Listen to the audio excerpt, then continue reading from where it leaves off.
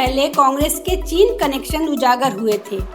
कांग्रेस से जुड़े संगठनों को चीन की कम्युनिस्ट पार्टी से चंदा मिलने की बात सामने आई थी और अब चीन के साथ भारत की वामपंथियों पार्टियों के संबंध का पता चला है। दरअसल पूर्व विदेश सचिव विजय गोखले की किताब में चीन और भारत की कम्युनिस्ट पार्टियों के बीच के संबंध का खुलासा हुआ है। अपनी किताब the long game how the Chinese negotiate with India में गोखले ने पिछले 75 साल में भारत और चीन के बीच के 6 गंभीर मुद्दों का जिक्र किया है। इसमें उन्होंने भारत की कम्युनिस्ट पार्टियों की पोल खोल दी है।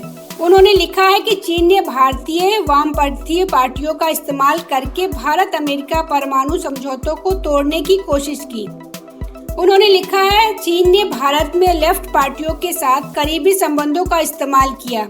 सीपीआई और सीपीएम के शीर्ष नेताओं की बैठक के लिए चीन की यात्रा करने की भी योजना थी।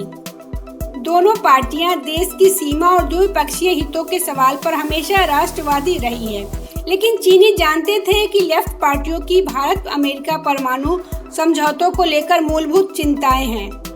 डॉक्टर मनमोहन सिंह की यूपीए सरकार में लेफ्ट पार्टियों के दबदबे को चीन जानता था और शायद इसीलिए उसने उनके डर का इस्तेमाल अमेरिका के प्रति भारत के झुकाव के खिलाफ करना चाहा।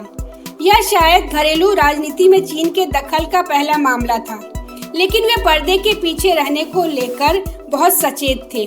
चीन के इस चाल के प्रभाव के बारे में इस बात से भी अनुमान लगा सकते हैं कि भारत अमेरिका के बीच हुए परमाणु समझौतों का विरोध हुआ था। इसमें वामपंथी विचारधारा वाले एनजीओ और सामाजिक संगठनों की बड़ी भूमिका थी। अब इसकी जांच से ही सही जानकारी मिल सकती है।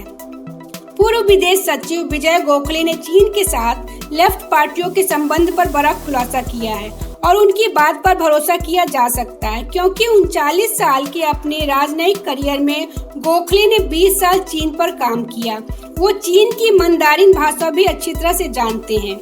गोखले 7 साल तक विदेश मंत्रालय में चीन डेस्क पर काम किया और 7 साल पूर्वी एशिया डेस्क को भी संभाल चुके हैं। वो चीन में भारत के राजदूत भी रहे हैं। जनवरी 2018 में एस जयशंकर की जगह उन्होंने विदेश सचिव की जिम्मेदारी संभाली और पिछले साल रिटायर हुए।